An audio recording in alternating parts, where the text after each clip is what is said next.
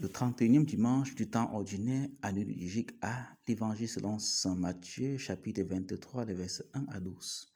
Bien-aimé du Seigneur, loué soit Jésus-Christ. Le mot pharisien vient de l'hébreu parishim, qui signifie mis à part, être séparé du profane.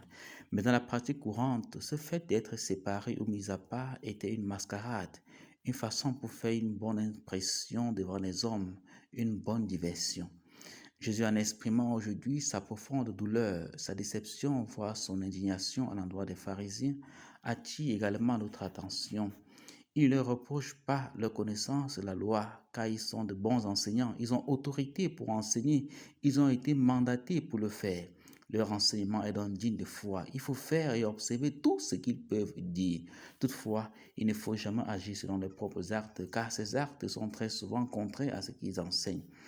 Dans ce déphasage entre leur enseignement et les actes, Jésus leur reproche leur autoglorification et la recherche effrénée des honneurs, des titres et des avantages pour se mettre au-dessus des autres.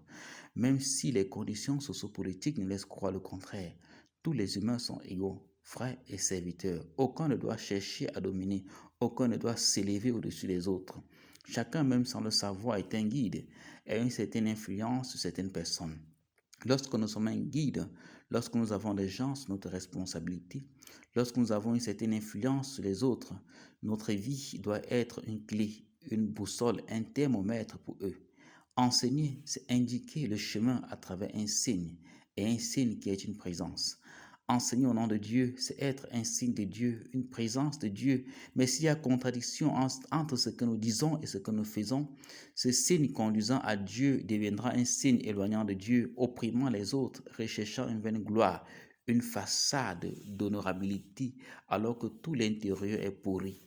Que le Seigneur nous aide à détecter cet écart entre ce que nous disons et ce que nous faisons, qui nous rende clairvoyants et réalistes pour ne pas faire de nos écarts une norme. Loué soit Jésus-Christ.